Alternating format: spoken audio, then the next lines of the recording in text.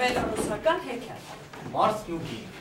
Մի մարդ ամեն օր կնոջ հետ կռվում էր։ Անբանի մեկն ես։ Ես համ ցանում եմ, համ հնձում։ Իսկ դու նույնիսկ կարողում ես հաց բերել արդ։ Տանն իմ աշխատանքն ավելի շատ է, քան քո արտում։ Էլ երբ ժամանակ գտնեմ քեզ հաց բերելու։ Էդ ինչ գործ ես անում տանը, որ։ Էդ աշխատանքը ես խաղալով էլ կանեմ։ Որ այդպես է, ես կգնամ վարանելու, իսկ դու մնա տանը։ Լավ։ Հիմա դու կտեսնես, թե մեզանից ով է ճիշտ ասում։ Վարելը թան չէ, ամեն մարդու բան չէ։ Տես հա, տան ամբողջ գործան ես։ Այստեղ ինչ գործ կա որ։ Տեսնում ես տաշտի միջիդ խմորը։ Տեսնում եմ։ Դե ուրեմն երկանքով ալյուր կաղաս, խմոր կհուցես, վարարանի մեջ հաց կթխես։ Էդ հեշտ գործ է, ուրիշ ինչ անեմ։ Խնոցին կհարես։ Դա դժվար չէ։ Կհետևես, որ հորթերը արածելի սայգուն վնաս չտան։ Ճաշը կեփես, կնայես, որ թուխսը մաղից վեր չկենա, ձվերը կսարչեն։ Ես ոչ միայն այդ գործերը կանեմ, կհասցնեմ նաև քնել։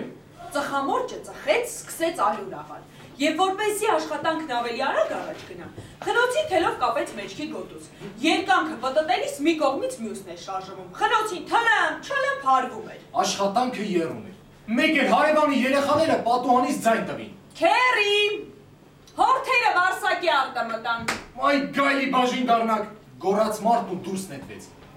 Խնոցին ետ եկավ ու թրմ ծնկներին։ Խեղճը հնձած խոտի պես փրվեց գետին։ Խնոց ու խուպը դուրս թռավ, ամբողջ կատնասերը թափվեց։ Վեր կացավ, զայրույթից թքեց, վազեց հասավ հորթերին վարսակի արտից քշեց տուն։ Չեք ուզում արոտատեղում արածել, փարախում սոված մնացել։ Ետ եկավ խրճիթ, տեսավ այնտեղ չալիք խոզն է տիրություն անում, ամբողջ ալյուրը ցիրուցան է արել, թթխմորը կերել է, թուխսին մաղի վրայից քշել։ Խոզին վրընդեց, խրճիթի մեջտեղը կանգնել ծոծրակներ քորում։ Հիմա ինչ է անելու։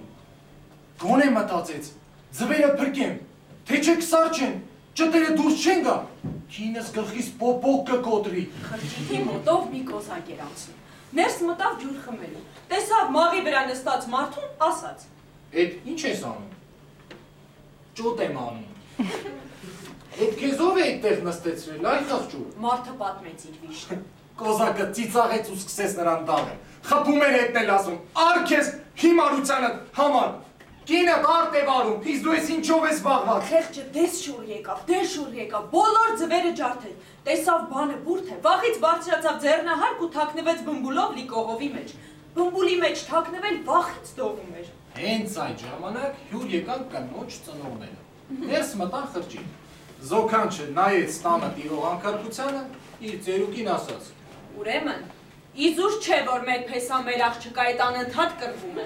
Երևում է նա ճիշտ որ անբանի մեկն է։ Դե որ այդպես է, արի մեր բերած նվերները ոչ թե մեր աղջկան տան, այլ մեր փեսային։ Գյուղացին ձեռնահարկից այդ բոլորը լսեց։ Տեսնես այդ ինչ նվեր է։ Մտածեց նա ու կողովից կախվեց, որ նվերը տեսնի։ Կողովը թրմ գլորվեց ցած, խեղճ մարդն էլ մեջ է։ Ծերուկն ու պարավը աղմուկի վրա դուրս նետվեցին։ Տեսան մեկը նախասրահում ընկած, ոտից գլուխ փետուրներով ծածկված։ Սատանա, սատանա, միաբերան գոռացին նրան։ Պարավն սկսեց խաչ անել։ Ծերուկն էլ կրակառնիչ տարավ ու տուր թե կտաս հայվանի քոտակի։ Տեսե որտեղ է խցկվել է չար ոգին։ Խեղճը վեր կացավ ու իրեն գցեց բանջարանոց։ Կիսամեր նստել ջարդված կողերն էր շփում։ Երեկոյան, երբ որ աղջիկը վերադարձավ տուն, ծնողները նրան հարցրեցին. Այ հիմա մարդուդ հետ հաշտ կապրես։ Էդ ինչու։ Մենք սատանային ձեր տնից քշեցինք։ Էդ նա էր անիծվածը ձեզ կռվեցնում։ Եվ իսկապես, այդ օրվանից մարդը կնոջ էլ երբեք անբան չէր ասում։